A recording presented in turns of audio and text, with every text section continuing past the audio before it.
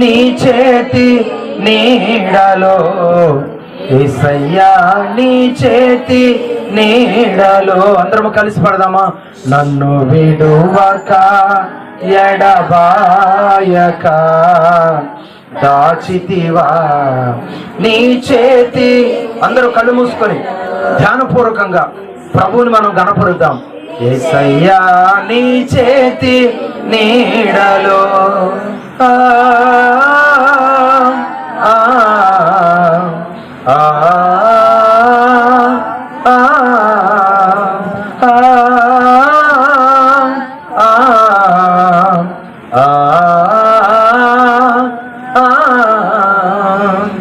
నన్ను విడువక ఎడబాయక దాచితివా నీ చేతి నీడలో. యేసయ్యా, నీ చేతి నీడలో. అందరము కలిసి నన్ను విడువక ప్రైజ్ ది లార్డ్ దాచితివా నీ చేతి నీడలో. యేసయ్యా, నీ చేతి నీడలో. సిలువలో చాపిన రెక్కల నీడలో సురక్షితముగా నన్ను దాచితివా. సిలువలో చాచిన రెక్కల నీడలో సురక్షితముగా నన్ను దాచితివా. కన్నీటి బ్రతుకును నాట్యముగా మార్చి ఆదరించిన యేసయ్యా, కన్నీటి బ్రతుకును నాట్యముగా మార్చి ఆదరించిన యేసయ్యా, నన్ను విడువక ఎడబాయక దాచితివా నీ చేతి నీడలో. యేసయ్యా, నీ చేతి నీడలో. ఆ ఆ ఆ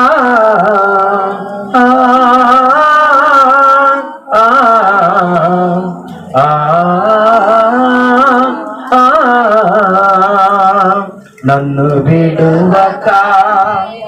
ప్రభువా, మమ్మల్ని ఎల్లప్పుడూ విడవని దేవుడుగా ఉన్నందుకు వందనాలు. ఎడబాయిన దేవుడుగా ఉన్నందుకు వందనాలు. నీ రెక్కల చాటున మమ్మలను భద్రపరిచే దేవుడుగా ఉన్నందుకు వందనాలు. నీ బిడ్డలుగా మేము ఈ లోకంలో జీవించడానికి మాకు అర్హత ఇచ్చినందుకు వందనాలు. ఈ లోక సంబంధమైన ప్రతి అపవాది శోధనను, ప్రతి అపవాది తలంపులను జయించి ప్రభువైన యేసుక్రీస్తు వారి కొరకు నిలబడే నీ సాక్షిగా మమ్మలను ఎంచుకున్నందుకు వందనాలు, ఎన్నుకున్నందుకు వందనాలు. ప్రభువా, నీ సన్నిధిలోనికి నన్ను నడిపించినందుకు వందనాలు. అయ్యా, నీ మాటలను ఈ సమయంలో ప్రభువా అయ్యా నేను వినబోతున్నాను. ప్రభువా, నీ వాక్యము ద్వారా నాతో మాట్లాడండి. ప్రభువా, మమ్మల్ని బలపరచండి అని చెప్పి మిమ్మల్ని మీరు దేవునికి సమర్పించుకోండి, దేవునికి అప్పగించుకోండి. ఈ ప్రాంగణం అంతా కూడా ప్రభు ఆత్మతో నింపబడి ఇక్కడ ఉన్న ప్రతి వారు కూడా దేవుని మాటల ద్వారా బలము నొందినట్లుగా, తృప్తి నొందినట్లుగా, దేవుని కృపా ప్రణాళికలు నిలబడినట్లుగా దేవుని సహాయాన్ని కోరదాం. మనల్ని మనం దేవునికి అప్పగించుకుందాం. దేవుని మాటలు వినడానికి సిద్ధపడదాం. ప్రేమ కలిగిన తండ్రి, మా ప్రభువా, నీకు వందనాలయ్యా. ఈ సమయంలో మీరు మా కొరకు సిద్ధపరిచిన నీ మాటలు మేము వినబోతుండగా ప్రభువా మాతో మాట్లాడి నీ నామానికి మేము తెచ్చుకోమని యేసయ్య నామములో ప్రార్థించి వేడుకుంటున్నాను పరమ తండ్రి. ఆమేన్, ఆమేన్. పిల్లరా, దయచేసి అందరూ కూడా ఈ సమయంలో మనం కూర్చొని దేవుని మాటలు మనం వినబోతున్నాం. దేవుని మాటలు మనం వింటున్నప్పుడు శ్రద్ధగా దేవుని మాటలు మనం విన్నట్లయితే చాలా మంచి ఆత్మ సంబంధమైన విషయాలు మనం నేర్చుకోవటానికి ప్రభు సహాయం చేస్తూ వస్తుంటాడు అని మీరు గ్రహించాలి. దేవుని సన్నిధిలో ఉన్నటువంటి ఆత్మీయతను మనం ఎల్లప్పుడూ అనుభవించే వారిగా ఉండాలని కూడా మనం కోరుకోవాలి. ఎందుకంటే మనం దేవుని ఎదుట మనం ఏదైతే కోరతామో ప్రభు తప్పకుండా ప్రభు ఆ కోరికను, ఆ ఆశను ఆయన నెరవేరుస్తూ వస్తాడు అని కూడా మనం నమ్మాలి.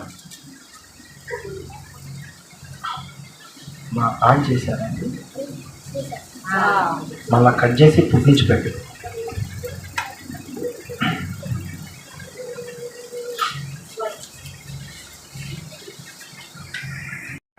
ప్రియులారా, ఈరోజు మనం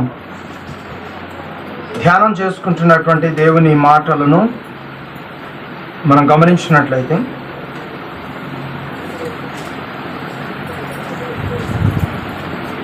ఎన్నో ఆత్మీయ సంగతులు ఆయన లేఖనాల ద్వారా ప్రభు మనతో మాట్లాడటానికి ఆయన ఇష్టపడుతూ ఉన్నాడు. దేవుడిచ్చిన ప్రతి మాట మన జీవితంలో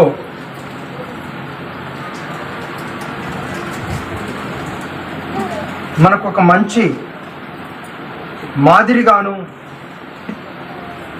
ఒక మంచి దేవుని నడిపింపుకు తోడ్పాటును అనుగ్రహించేదిగాను ఉండాలని దేవుని వాక్యం అయితే తేటగా తెలియజేస్తా ఉంది. పిల్లరా, దేవుని ప్రణాళిక ఒక్కొక్కరి పట్ల ఒక్కొక్క విధంగా దేవుని ప్రణాళిక ఉంటుందని దేవుని వాక్యం ద్వారా మనం చదువుకుంటూ వస్తూ ఉన్నాం. ఒకసారి ఆదికాండము 14వ అధ్యాయము 18వ వాక్య భాగాన్ని మనం ఈ సమయంలో చదువుకుందాం. మరియు షాలేము రాజైన మెల్కీషెదెకును రొట్టెను ద్రాక్షారసమును తీసుకొని వచ్చెను. అతడు సర్వోన్నతుడగు దేవునికి యాజకుడు. అప్పుడు అతడు అబ్రహామును ఆశీర్వదించి ఆకాశమునకు భూమికిని సృష్టికర్త అయిన సర్వోన్నతుడైన దేవుని వలన అబ్రహాము ఆశీర్వదింపబడును గాక అనియు నీ శత్రువులను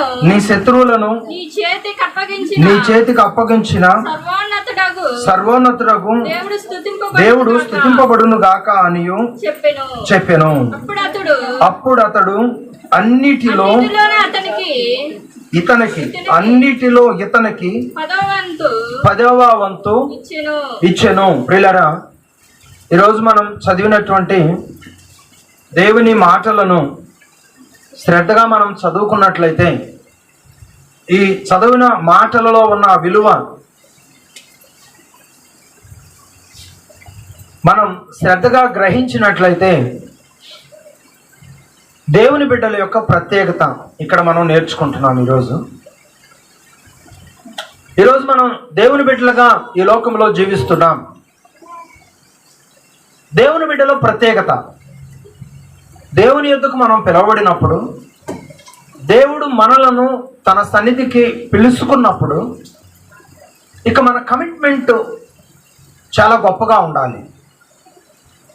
మన కమిట్మెంట్ దేవుని ప్రణాళికలో ఎప్పుడు ఒకే విధంగా ఉండాలి. మన సమర్పణను మనం ఎప్పుడు మార్చుకోవటానికి ప్రయత్నము చేయకూడదు.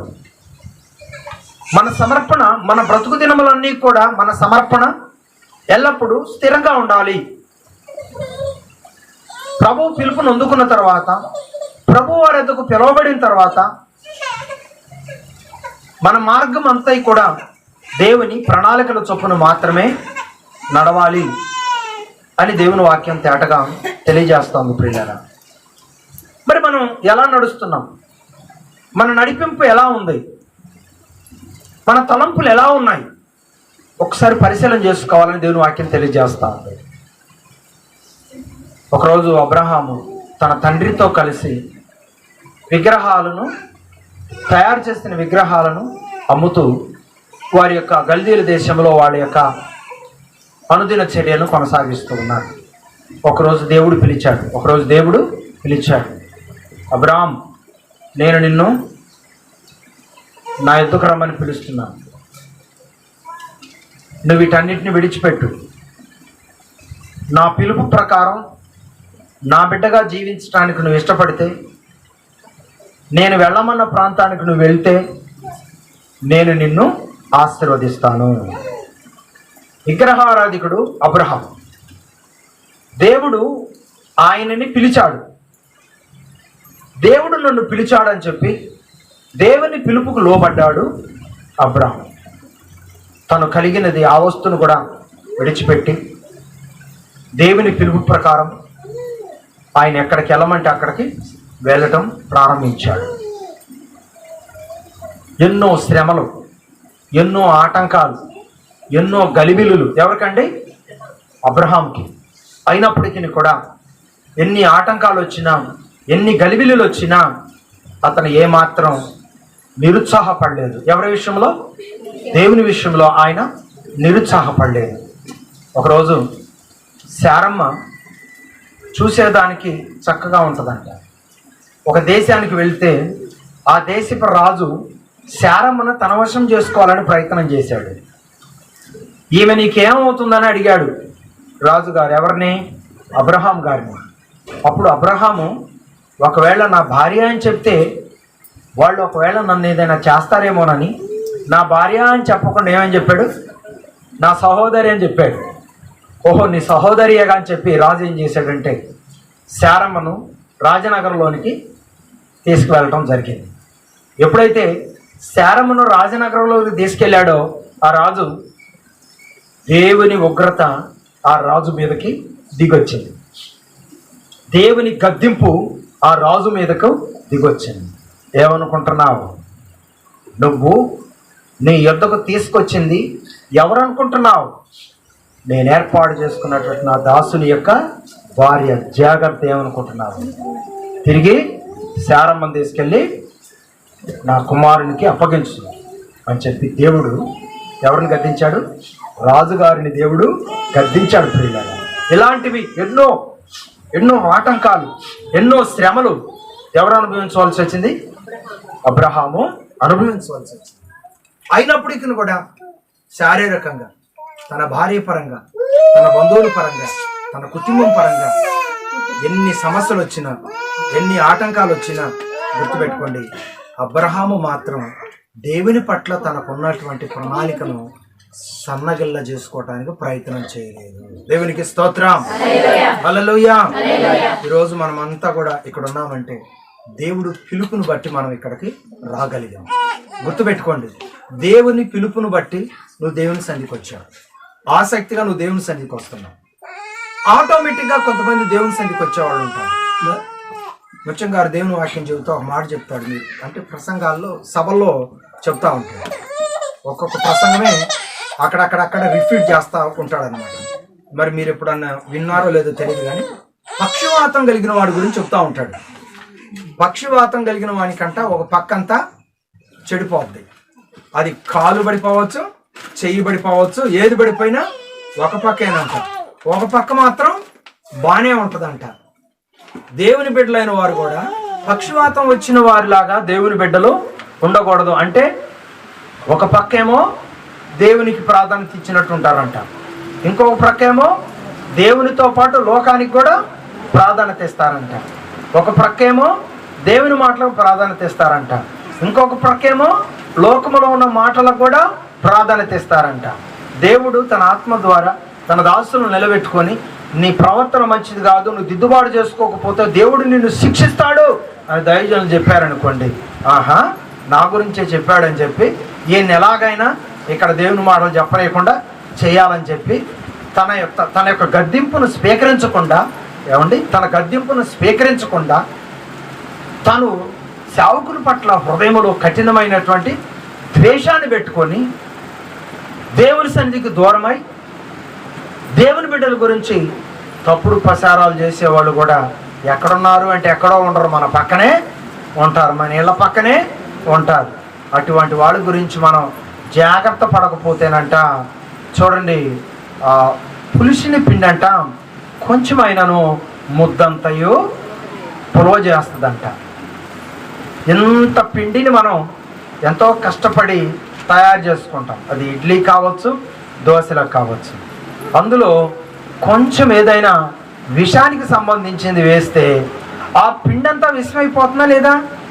అలాగే ప్రియులరా, మంచిగా మారిన వారి మాటలను ప్రజలు పెద్దగా పట్టించుకోరు. కానీ ఈ మార్పు చెందని వారు ఏదైనా ఒక అబద్ధం చెప్పేదానికి ప్రయత్నం చేసినా, ఒక నిజం చెప్పేదానికి ప్రయత్నం చేసినా వెంటనే నమ్మేదానికి సమాజం సిద్ధంగా ఉంది. కాబట్టి ఈ రోజున మనము దేవుని బిడ్డలైన వారు చాలా జాగ్రత్తగా మనము మన యొక్క సాక్ష్యాన్ని కాపాడుకోవాలి, మన విశ్వాసాన్ని కాపాడుకోవాలి, మన ఆత్మీయతను కాపాడుకోవాలని ప్రభు పేట నేను మీకు తెలియజేస్తున్నాను. ఒకప్పుడు మీరు స్నేహంతో జీవిస్తూ వచ్చారు, కానీ ప్రభు నిన్ను పిలుచుకున్నాడు. గతకాలపు స్నేహానికి నువ్వు ఫుల్ స్టాప్ పెట్టి దేవునితో స్నేహాన్ని ఏర్పాటు చేసుకున్నావు. ఆ మిగతా వారికి ఎంత ఆశగా ఉంటుందో తెలుసా? ఎలాగైనా మరలా మొదటి స్థానంలోనికి నా స్నేహితుడిని లేకపోతే నా స్నేహితురాల్ని మరలా నేను నా మొదటి స్థితిలోనికి తీసుకురావాలి అని చెప్పి ఎన్నో ప్రయత్నాలు చేస్తూ ఉంటారు. దేవుని బిడ్డలు అనటంతోనే చాలా మార్పు చెంది క్రమంగా జీవించడానికి ప్రయత్నం చేస్తారు. వారి మీద ఎన్నో మాటలు మాట్లాడటానికి కూడా ప్రయత్నము చేస్తూ ఉంటారు. వారు మంచివారు కాదు అని చెప్పి వారిని ఈ భూలోకంలో పలసన చేయాలని కూడా ఎన్నో ప్రయత్నాలు చేస్తూ ఉంటారు. కనుక ప్రియులారా, అలాంటి టైంలో మనం ఎవరిని జ్ఞాపకం చేసుకోవాలి? చెప్పాలి అమ్మా మీరు. అలాంటి టైంలో మనం ఎవరిని జ్ఞాపకం చేసుకోవాలి? అబ్రహాము గారిని జ్ఞాపకం చేసుకోవాలి. అబ్రహాము గారు దేవుని కొరకు నిలబడినందున అబ్రహాము గారు అణువున సమస్యలు ఎదుర్కొన్నాడు, శోధనలు ఎదుర్కొన్నాడు, మాటలు ఎదుర్కొన్నాడు. అన్నిటిని ఎదుర్కొని దేవుని మహిమ కొరకు నిలబడ్డాడు. నిలబడినప్పటికీ కూడా తనకు సంతానం లేమిడి ఆయనను వెంబడిస్తూ ఉంది. అయినప్పటికీ కూడా ప్రియులారా, దేవుడు నన్ను పిలిచాడు, నా ప్రాణం ఉన్నంత వరకు దేవుని మహిమ కొరకు నిలబడాలని తీర్మానం తీసుకున్నాడు. ఆ తీర్మానం ఎలాంటి తీర్మానమో తెలుసా? మెల్కీసెదెకుకు ఒక ప్రత్యేకమైన బాధ్యతను దేవుడు అప్పగిస్తే, ఆ బాధ్యతను మెల్కీసెదెకు దేవుడు ఏర్పాటు చేసిన బిడ్డల పట్ల ఆయన ఏ మాట అయితే చెప్తాడో ఆ మాటను ఈ లోకంలో ఉన్న భక్తులైన వారు అనుసరిస్తూ వచ్చారు. ప్రియులారా, అబ్రహాము ఆయన సేవకుడు కాదండి. అబ్రహాము ఎవరు? దేవుణ్ణి నమ్మినటువంటి మంచి గొప్ప భక్తుడు. గుర్తుపెట్టుకోండి. మరి అబ్రహామును నడిపించింది ఏ సేవకుడు? అబ్రహాము గారిని నడిపించింది ఏ సేవకుడు? స్టార్టింగ్లోనే మీకు వాక్యం చదివించాను కదమ్మా, ఆ వాక్యాన్ని మరొకసారి జ్ఞాపకం చేసుకుందాం. అబ్రహామును నడిపించింది ఏ సేవకుడు? మరియు షాలేము రాజు అయిన మెల్కీసెదెకు రొట్టెను ద్రాక్షారసమును తీసుకుని వచ్చెను. ఏమండి, రొట్టె ద్రాక్షారసం ఎవరిచ్చారు అబ్రహాంకు? మెల్కీసెదెకు. మెల్కీసెదెకు అంటే ఎవరు? సేవకుడు, యాజకుడు. ఈ రోజున మీరు ప్రభు బల్ల తీసుకోబోతున్నారు, ఆయన శరీరమును ఆయన రక్తాన్ని తీసుకోబోతున్నారు. ఈ పాత్ర మీకు ఎవరిస్తారండి? సేవకుడు ఇస్తాడు. సేవకుడు ఇస్తాడు. ప్రియులారా, మెల్కీసెదెకు చేతుల్లో నుండి రొట్టెను ద్రాక్షారసమును పొందింది ఎవరండి? చెప్పాలి. కుర్చీలో వాళ్ళు, వెనక మారల వాళ్ళు, గోడకు గరుచుకున్న వాళ్ళు, అందరూ చెప్పాలి. మెల్కీసెదెకు రొట్టె ద్రాక్షారసం ఇచ్చింది ఎవరండి? ఓకే, అబ్రహాము. అబ్రహాము ఎవరి చేతుల్లో నుంచి రొట్టె ద్రాక్షారసం తీసుకున్నాడు? మెల్కీసెదెకు అబ్రహాముకు రొట్టె ద్రాక్షారసం ఇస్తే, మరి అబ్రహాము మెల్కీసెదెకుకి ఏమిచ్చాడు చెప్పండి?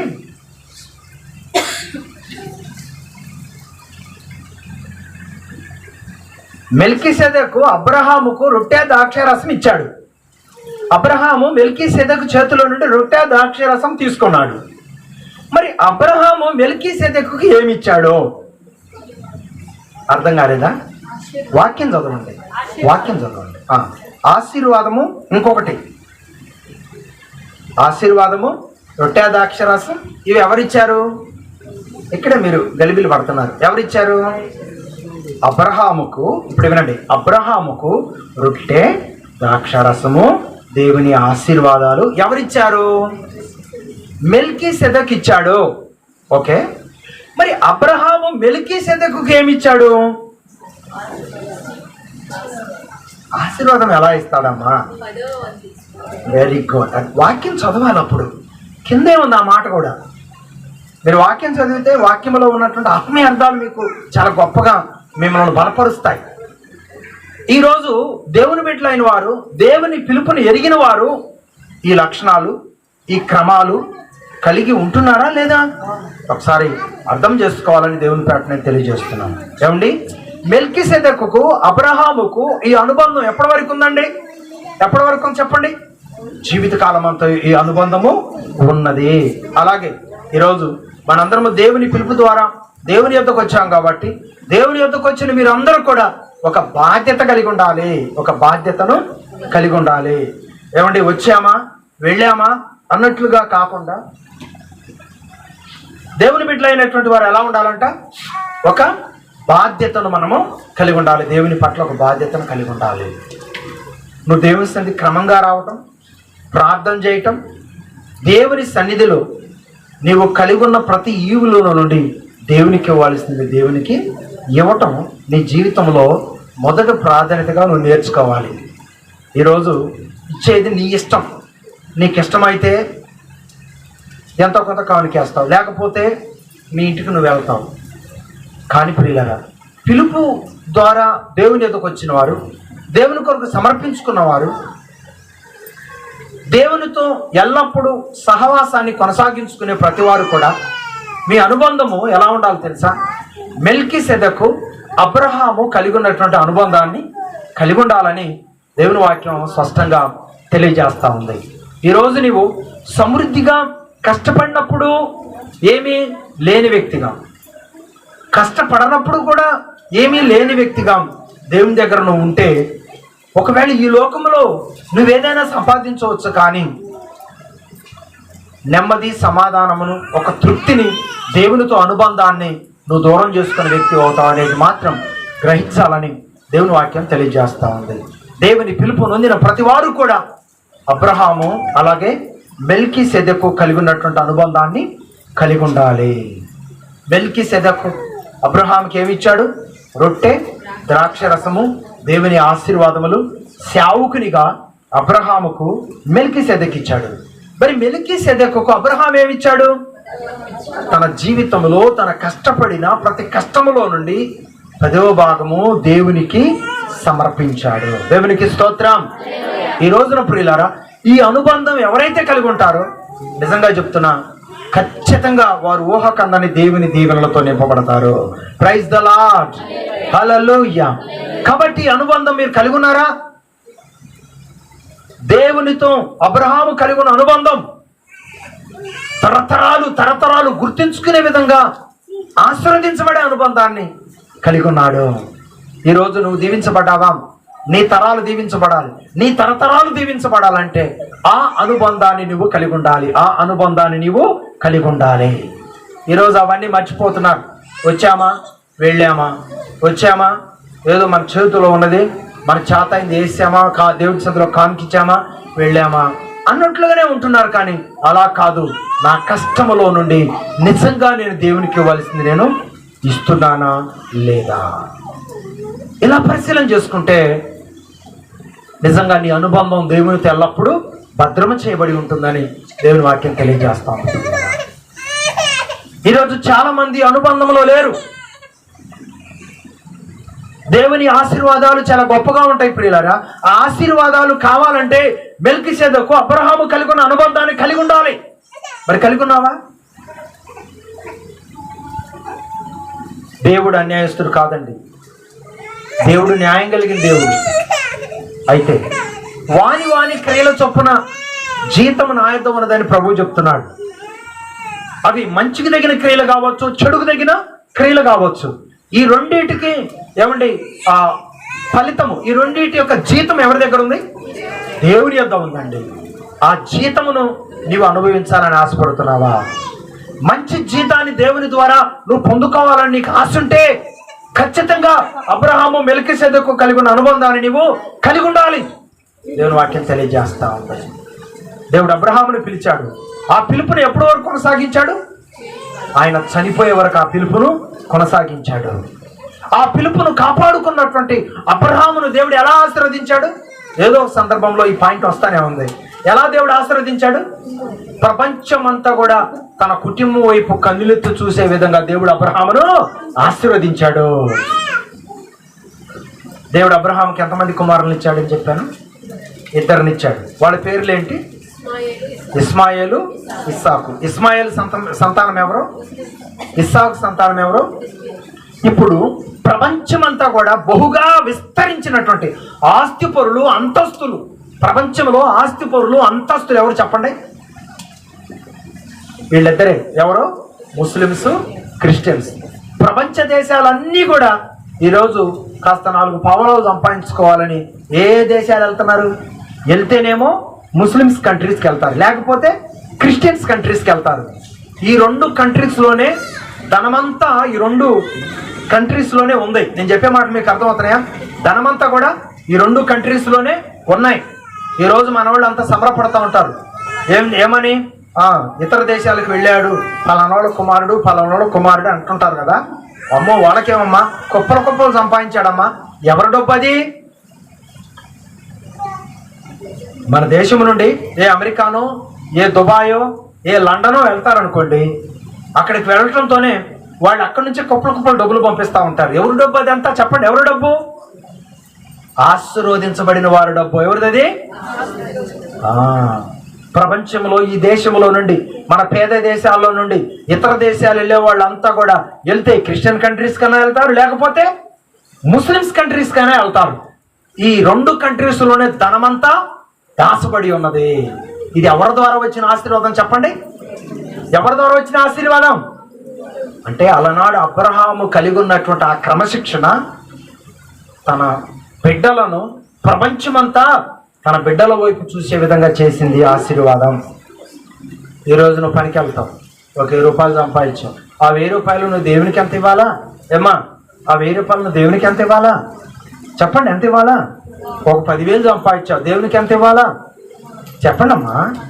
10,000 ఎంత ఇవ్వాలి దేవునికి? 10,000లో 1,00,000 రూపాయలు సంపాదించావు, దేవునికి ఎంత ఇవ్వాలా? 10,000 ఇవ్వాలా? మరి మీరు ఎలా ఇస్తున్నారు దేవునికి? ఒకసారి మీరు అర్థం చేసుకోండి. మరి ఆశీర్వాదాలు ఎలా వస్తాయి? దేవుని నిబంధన కాపాడే బిడ్డగా నువ్వు ఎలా ఉంటావు? అబ్రహాము వలె నువ్వు ఎలా ఆశీర్వదించబడతావు? అందుకే ప్రియులారా, మనం ఎప్పుడైతే క్రమశిక్షణగా ఉంటామో మన తరాలు ప్రపంచానికి ఒక ఉన్నతంగా దేవుడు ఆశీర్వదిస్తాడు. నీతోనే ముగింపు అనేటువంటిది కాదు. నువ్వు కలిగి ఉన్న భక్తి కంటే కూడా నీ కుమారుడు, నీ కుమార్తె 2 రెట్లు భక్తి కలిగి ఉండాలి. నీకంటే కూడా నీ కుమారుడు, నీ కుమార్తె 2 రెట్లు దీవించబడాలి అని నువ్వు కోరుకుంటున్నావా? అలా వారు దీవించబడాలంటే ఈరోజు నువ్వు చూపించే క్రమాన్ని బట్టే, ఈరోజు నువ్వు చేసే ప్రార్థనను బట్టే, ఈరోజు దేవుని కొరకు నువ్వు ఇచ్చిన దాన్ని బట్టే దేవుడు నీ బిడ్డలకి ఇస్తాడు. గుర్తుపెట్టుకోండి, ఈరోజు నువ్వు ఇచ్చిన దాన్ని బట్టే దేవుడు రేపు నీ బిడ్డలకి ఇస్తాడు. మరి నువ్వు ఎంత ఇస్తున్నావు? రేపు దేవుడు కూడా అంతే ఇస్తాడు. కాబట్టి చాలా జాగ్రత్తగా ఈ మాటలు అర్థం చేసుకోవాలని దేవుని పేట నేను తెలియజేస్తున్నాను. ఈ రోజున అందరూ ఐశ్వర్యవంతులుగానే దేవుని కృప వలన వర్ధిల్లారు, కానీ దేవుని దగ్గరకు వచ్చేసరికి పేదవాళ్ళలాగా ఉంటారు. దేవుని దగ్గరకు వచ్చేసరికి ఈ బాక్స్ ఓపెన్ చేస్తే ఈ బాక్స్ ఎలా ఉంటుందండి? పేద బాక్స్ ఎలా ఉంటుంది. కానీ మీ బీరువాలు ఓపెన్ చేస్తే ఎలా ఉంటాయి? గొప్పగా ఉంటాయి, ఆశీర్వాదకరంగా ఉంటాయి. కాబట్టి ప్రియులారా, కారణం ఏంటి? మిమ్మల్ని మీరు ఫలింపు చేసుకోవాలనే ప్రయత్నం చేస్తున్నారు, కానీ దేవుని సన్నిధి మాత్రం ఎప్పుడూ పేదగానే ఉండాలని ప్రయత్నం చేస్తున్నారు. నో, నేను గొప్పగా ఉన్నాను, నా దేవుని సన్నిధి కూడా గొప్పగా ఉండాలి. సపోర్ట్ కొట్టండి గట్టిగా. నేను ఆశీర్వదించబడ్డాను, నా ఆశీర్వాదాన్ని నా దేవుని మహిమ కొరకు కూడా నేను ఉపయోగిస్తాను అని ఎప్పుడైతే నీవు బలమైన తీర్మానం కలిగి ఉంటావో అప్పుడు నీ తీర్మానము ఎవరిని పోల్చుకోవటానికి అనుకూలంగా ఉంటుందంటే చెప్పండి, అబ్రహాము మెల్కీషెదెకు అబ్రహాము యొక్క అనుబంధం ఎలాగైతే వర్ధిల్లిన అనుబంధంగా ఉన్నదో మీ అనుబంధం దేవునితో మీరు కలిగి ఉన్న అనుబంధం ఏమండి ఎల్లప్పుడూ జీవము కలిగినదిగా ఉండాలి. ఆ ఆశీర్వాదం మీతో పోకూడదు, ఆ ఆశీర్వాదం మీ కుటుంబాన్ని వెంబడిస్తూ ఉండాలి. దేవునికి స్తోత్రం. ఈ రోజు నువ్వు మోకరించి ప్రార్థన చేసిన విధానం, ఈ రోజు దేవుని బిడ్డగా గ్రంథాన్ని చేత పట్టుకొని ఆయన యొద్దకు వచ్చిన నీ యొక్క ప్రార్థనా జీవితం నీతో ముగించబడకూడదు. నీ ప్రార్థన నీ బిడ్డలను గొప్ప వ్యక్తులుగా చూసే విధంగా చేయాలి. దేవునికి స్తోత్రం. నువ్వు కష్టపడి చాకరీ చేసి నీ బిడ్డలను ప్రయోజకులు చేయాలని ప్రయత్నం చేస్తే నీ బిడ్డలు కష్టమంటే ఏంటో చూడకుండానే ఉన్నతమైన స్థితిలో వారు ఎదిగే విధంగా నీ కళ్ళతో నువ్వు చూసే విధంగా నీ ప్రణాళికలను ప్రభువుకు అప్పగించుకునే విధంగా నువ్వు ఉండాలంటే నువ్వేం చేయాలి? నీకున్న దాంట్లోనే దేవుని దగ్గర నమ్మకత్వం కలిగి జీవించడానికి ప్రయత్నం చేయాలి. దేవునికి స్తోత్రం. నీ ఇంట్లోనికి దేవుడు ఏమండి 1,00,000 రూపాయలు పంపించిన దేవుడు ఆ 500 1000 రూపాయలతోనే సర్ది పెడతాను. 2 లక్షల ఇంట్లోనికి వచ్చిన ఆ 500 1000 రూపాయలే. 3 లక్షల ఇంట్లోకి వచ్చిన దేవునికి ఇచ్చేది ఎంతమ్మా చెప్పండి? ఆ 500 ఆ 1000 రూపాయలే. ఇప్పుడు నువ్వు షాలేము రాజు అయినటువంటి ఆ దైవ సేవకునికి అబ్రహాముకి ఉన్న నిబంధన నీ జీవితంలో నువ్వు వెంబడిస్తున్నావా, లేకపోతే నీ సొంత నిర్ణయాలను అనుసరిస్తున్నావా? చెప్పాలమ్మా, చెప్పు. అబ్రహాము షాలేము రాజుకున్న అనుబంధాన్ని అనుసరిస్తున్నావా, నీ సొంత నిర్ణయాన్ని అనుసరిస్తున్నావా? మాటలు రావట్లేదేంటమ్మా? నీ సొంత నిర్ణయాన్ని అనుసరిస్తున్నప్పుడు దేవుణ్ణి ప్రశ్నించే హక్కు నీకు ఎక్కడదమ్మా? కొంతమంది అంటారు ప్రార్థన ప్రార్థన అంటాడు, ప్రార్థన పోతున్నారు. ఏం దీవించబడుతున్నారు అంటానికి నీకు నోరేలా వస్తుంది?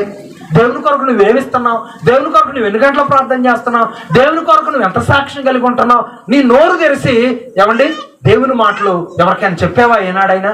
ఏమండి అన్యాయంగా మాట్లాడటం ఏమైనా ప్రయోజనం ఉంటుందండి?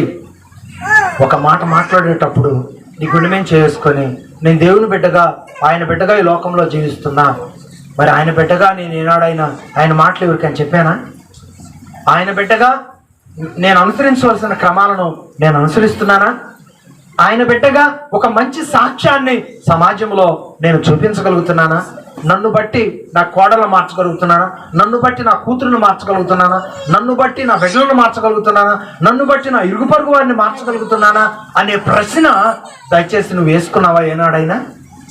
మరి ఎందుకు నోరుంది కదా అని అన్యాయంగా దేవుణ్ణి మాట్లాడతాం, అన్యాయంగా విశ్వాసాన్ని సన్నగిల్లే విధంగా మాట్లాడతాం? చాలా జాగ్రత్తగా ఉండాలి ప్రియులారా. నీ కొరకు నువ్వు ఎంతైనా కష్టపడతావు, నీ కొరకు నువ్వు ఏదైనా చేస్తావు, ఎక్కడికి వెళ్ళాలైనా వెళ్తావు, ఎంత ఖర్చు పెట్టాలైనా ఖర్చు పెడతావు. కానీ దేవుని కొరకు నీ అనుబంధం ఎలా ఉంది అని ఒకసారి పరిశీలన చేసుకున్నావా ఏనాడైనా? ఈ వారం అంతా నా కొరకు నేను ఎన్ని గంటలు ఉపయోగించుకున్నాను, నా కొరకు నేను ఎంత ఖర్చు పెట్టుకున్నాను, దేవుని కొరకు నేను ఎన్ని గంటలు ఉపయోగించా, దేవుని కొరకు నేను ఏం ఖర్చు పెట్టా, దేవుని కొరకు నేను ఏమిచ్చాను అని పరిశీలన చేసుకున్నావా ఏనాడైనా? అలా పరిశీలన చేసుకున్న రోజున నీ అనుబంధం ఎలా ఉంటుందో తెలుసా? నీ అనుబంధం ఎలా ఉంటుందో తెలుసా? షాలేము రాజు అబ్రహాము కలిగిన అనుబంధంగా నీ అనుబంధం నిలిచి ఉంటుంది. షాలేము రాజు అబ్రహాము గారు కలిగి ఉన్నటువంటి అనుబంధం అబ్రహాముని ఎక్కడికి తీసుకెళ్ళింది? ఎక్కడికి తీసుకెళ్ళింది? ప్రపంచ దేశాలు తన వంశావళి వైపు కన్నులెత్తి చూసే విధంగా తీసుకెళ్ళింది. దేవుని ఆశీర్వాదం. చప్పట్లు కొట్టండి గట్టిగా. ఈ రోజు నువ్వు దేవుని నమ్మావు, ఆ ఆశీర్వాదము నీతోనే కర్మని పోకూడదు. ఆ ఆశీర్వాదము దేశమంతా, ఆశీర్వాదము ప్రజలంతా నీ వైపు కన్నులెత్తు చూసే విధంగా ఆ ఆశీర్వాదము నీ మీద నిలవాలంటే నువ్వు ఉన్న క్రమంలో జాగ్రత్తగా ఉండాలి. నువ్వు చేసే ప్రార్థన జాగ్రత్తగా చేయాలి. నువ్వు వాక్యాన్ని విని అనుసరించే విధానంలో జాగ్రత్తగా ఉండాలి. నీ కష్టంలో దేవునికి ఇవ్వాల్సిన విషయాలలో నువ్వు క్రమంగా ఉండాలి. ప్రతి విషయంలో నువ్వు నమ్మకంగా ఉండాలి. నువ్వు నమ్మిన దేవుడు ఎప్పుడు నీ చెయ్యి విడిచిపెట్టడు అని ప్రభుపేట నేను తెలియజేస్తున్నాను. ప్రియులారా, ఇవన్నీ కూడా నా సొంతంగా మాట్లాడే మాటలు కాదు, కానీ పరిశుద్ధాత్మ దేవుడు బయలుపరిచినటువంటి విధంగా నేను మాట్లాడుతున్నాను. అలనాడు దేవుడు అబ్రహామును పిలిచాడు, అన్యుడైన అబ్రహామును దేవుడు పిలిచాడు, ఆయన పిలుపుకు లోబడ్డాడు. ప్రతి విషయంలో కూడా ఎన్ని శ్రమలైనా అనుభవించాడు, ఎన్ని అవమానాలైనా అనుభవించాడు, ఎన్ని నిందలైనా అనుభవించాడు, కానీ దేవుని పిలుపుకు అవిధేయుడిగా జీవించడానికి ఇష్టపడలేదు కనుక దేవుడు అబ్రహామును ప్రపంచ దేశాలు గుర్తుంచుకునే విధంగా దీవించాడు. అలాగే దేవుడు నిన్ను పిలిచాడు, దేవుని సన్నిధికి నువ్వు వచ్చావు. పరిస్థితులు ఎలా ఉన్నా దేవుని సన్నిధిని నువ్వు అభివృద్ధి చేయాలనే ప్రయత్నం చేయాలి తప్ప నాకెందుకులే, నా పని నేను చూసుకొని నా దారిని నేను పోతాను అనే తలంపులు నీలోకి వచ్చాయనుకోండి, నువ్వు ఆశీర్వదించబడవు, క్షేమస్థితిని అనుభవించవు. దేవుని ప్రణాళికలు ఏంటో ఆ రుచిని నువ్వు ఎరగకుండానే ఏమంటే ఈ లోకంలోని యాత్ర ముగించవలసిన అవసరము ఏర్పడుతుంది అని దేవుని వాక్యం స్పష్టంగా తెలియజేశాడు. కాబట్టి ప్రియులారా, ఒక్కసారి పరిశీలన చేసుకో. నీ సమర్పణ ఎలా ఉంది? నీ అనుబంధం ఎలా ఉంది? దేవునితో నీ సహవాసం ఎలా ఉంది? దేవుడు నిన్ను పిలుచుకున్నాడు, దేవుని పాత్రలో పాల్గొంటున్నావు, కానీ దేవుని ఎదుట నువ్వు ఉండవలసిన విధంగా నువ్వు ఉంటున్నావా? ఒక్కసారి పరిశీలన చేసుకొని నిన్ను నీవు దేవునికి అప్పగించుకోవాల్సిందిగా మన ప్రభు అయిన యేసుక్రీస్తు వారి పేరట నేను మీకు తెలియజేస్తున్నాను. ఒకసారి మనం గమనించినట్లయితే యోబు గ్రంథము 22వ అధ్యాయము 21వ వచనాన్ని మనం చదువుకుందాం. దేవుని పిలుపు నొందిన వారు ఎలా ఉంటారు? యోబు గ్రంథము 22వ అధ్యాయము 21వ వచనం. ఆయనతో సహవాసం చేసిన యెడల ఆయనతో సహవాసము చేసిన యెడల నీకు సమాధానము కలుగును, అలాగును. ఎస్, ఎంత మంచి మాటలండి. దేవునితో సహవాసము చేసేవారికి సమాధానం కలుగుతుంది. రెండవదిగా, దేవునితో సహవాసం చేసేవారికి మేలు కలుగుతుంది. ఈ రెండు మాటలు ఎంత గొప్ప మాటలో తెలుసా? సమాధానం అంటే ఏందనుకుంటున్నావు? నీకేం కొదువు ఉండదు, కానీ నీకు సమాధానం లేదు. ఏం జరుగుతుందో తెలుసా? నీకు తెలియకుండానే నీ మైండ్లో ఉన్న సన్ననరాలన్నీ కూడా బ్లాస్ట్ అవుతాయి. సమాధానం లేకపోతే మైండ్ మీద అంత ప్రెజర్ పడుతుంది. భార్యాభర్తల మధ్య సమాధానం లేకపోతే, తల్లిదండ్రులు బిడ్డల మధ్య సమాధానం లేకపోతే, ఈ లోకంలో ఉన్నటువంటి కుటుంబ సభ్యుల మధ్య ఒక ప్రత్యేకమైన సమాధానం లేకపోతే ఎంతున్నా ఏ ఉపయోగము లేదు ప్రియులారా. సమాధానంతో ఏమీ లేకపోయినా ఆ కుటుంబంలో ఎప్పుడు కలకల్లాడుతూ ఒక ఆనందమైనటువంటి ఆశీర్వాదాలు, నలుగురు తొంగి చూడాలనేటువంటి ఆరాటము దేవాతి దేవుడు ఆ కుటుంబానికి అనుగ్రహిస్తాడు. కాబట్టి నువ్వు దేవునితో సహవాసం చేయడానికి దేవుడు నిన్ను పిలిచాడు. ఆయన పిలుపుకు లోబడి నువ్వు జీవించినట్లయితే దేవుడు ఏం చేస్తానన్నాడు? ఒక మంచి సమాధానం ఇస్తానన్నాడు. రెండవది, మేలు చేస్తానన్నాడు. ఈరోజు ప్రతి వారు మేలు కొరకు ఆశపడతారా, కీడు కొరకు ఆశపడతారా? చెప్పండమ్మా. మేలు కావాలని ఆశపడతారా, కీడు కావాలని ఆశపడతారా? ప్రతి వారు కూడా మేలు కావాలని ఆశపడతారు. ఎస్, ఆ మేలు దేవుడి వాళ్ళని ఇష్టపడుతున్నాడు. ఆ మేలు నువ్వు పొందాలంటే నువ్వు ఎక్కడికి రావాలి? దేవుని యొద్దకు రావాలి. దేవుని యొద్దకు వస్తేనే ఆ మేలు నీ యొద్దకు వస్తుంది. అందుకే ప్రభు అన్నాడు, నువ్వు నా యొద్దకు వస్తేనే నీ యొద్దకు వస్తాను. ఫస్ట్ నువ్వు నా యొద్దకు రావాలి. నువ్వు నా యొద్దకు వస్తే నేను నీ యొద్దకు వస్తాను. దేవుడు మన యొద్దకు వచ్చాడు అనుకోండి, సమాధానము, మేలులు, ఈ లోకములో ఉన్నటువంటి కావలసిన ప్రతి అవసరతను కూడా తప్పకుండా తగిన సమయం వచ్చినప్పుడు మన దేవుడు తీరుస్తాడు. ఆయన మహిమ కొరకు నిలబెట్టి నడిపిస్తాడు అని ప్రభువైన యేసుక్రీస్తు వారి పేరిట నేను తెలియజేస్తా ఉన్నాను. మరి ప్రియులరా, దేవుని యొక్క పిలుపును మనము అనుభవించి లోబడినట్లయితే ఈ అనుభవాలన్నీ కూడా మన బ్రతుకులో దేవుడు నెరవేరుస్తాడు అని దేవుని వాక్యం స్పష్టంగా తెలియజేస్తూ ఉంది. దేవుడు మనల్ని పిలిచినప్పుడు ఆత్మీయులైనటువంటి వారితో మన సహవాసాన్ని ఎప్పుడు కాపాడుకోవడానికి ప్రయత్నము చేయాలి. దేవుడు మనల్ని పిలిచాడు కదా, దేవుని పిలుపుకు లోబడిన వారికి దేవుడు మేలు చేస్తానన్నాడు, తర్వాత సమాధాన పరుస్తానన్నాడు కదా. దేవుని సమాధానం కలిగిన వారు, దేవుని మేలు కలిగిన వారు ఎవరితోనైతే కలిసి పాత్రలో చేవేస్తున్నామో ఆ బిడ్డలందరితో ఎలా ఉండాలి? సమాధానంగా ఉండాలి. ఆ మనుషులందరితో ఎలా ఉండాలి? సమాధానంగా ఉండాలి. ఎక్కడుంది ఈ వాక్యం? 1 కొరింథీయులకు రాసిన పత్రిక 7వ అధ్యాయము 24వ వాక్యాన్ని మనం ఒకసారి చదువుకుందామా?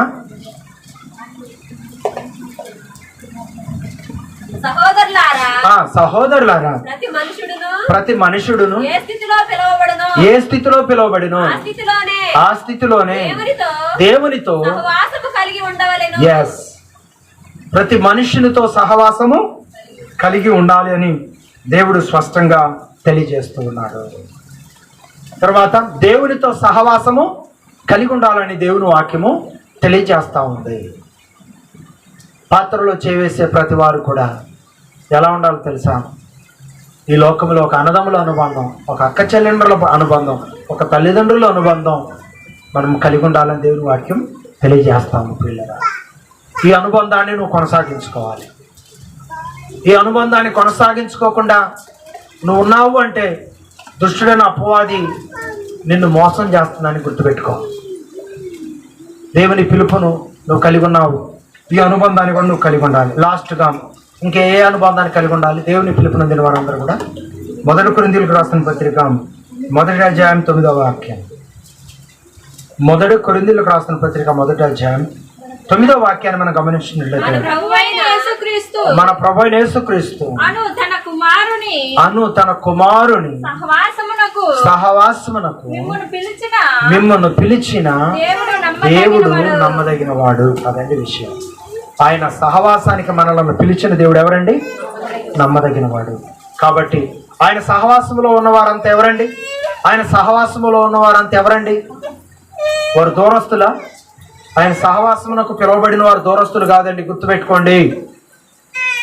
ఆయన సహవాసంలో ఉన్నవారంతా కూడా ఎలా ఉండాలి తెలుసా? బాధ్యత కలిగి ఉండాలి. ఎలా ఉండాలండి? బాధ్యత కలిగి ఉండాలి. వాళ్ళతో నాకెందుకులే, వీళ్ళతో నాకెందుకులే అన్నట్లుగా ఉండకూడదండి. దేవుని సన్నిధిలో కలిసి ఆరాధించే బిడ్డలు ఎవరైనా ఒక బాధలో ఉంటే వెంటనే మన యొక్క చేతైనది సహకారం వారికి అందించాలి.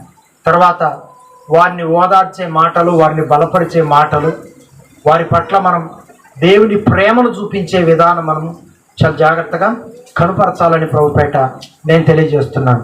చూసారా, మాట లక్షల రూపాయల కంటే విలువైంది. అదేంటని ఎట్లా చెప్తారంటారేమో, నేను చెప్పి మాట మీరు అర్థం చేసుకోండి. మాట లక్షల రూపాయల కంటే విలువైనది. ఎలా విలువైంది? ఎలా విలువైంది? కొన్ని ఉదాహరణలు నేను ఎప్పుడు చెప్తా ఉంటా, ఇప్పుడు కూడా చెప్తా వినండి. మన ఆత్మీయ సహవాసంలో ఉన్న వ్యక్తి, లేకపోతే మన కుటుంబానికి సంబంధించిన వ్యక్తి, లేకపోతే మనకు సంబంధించినటువంటి వ్యక్తులు, వాళ్ళు ఎవరైనా ప్రమాదకరమైన స్థితిలో హాస్పిటల్ ఐసీయూలో వైద్యం పొందుతూ ఉన్నారు. నువ్వు ఆ వ్యక్తిని చూసి రావాలని హాస్పిటల్కి వెళ్ళావు, చూసావు.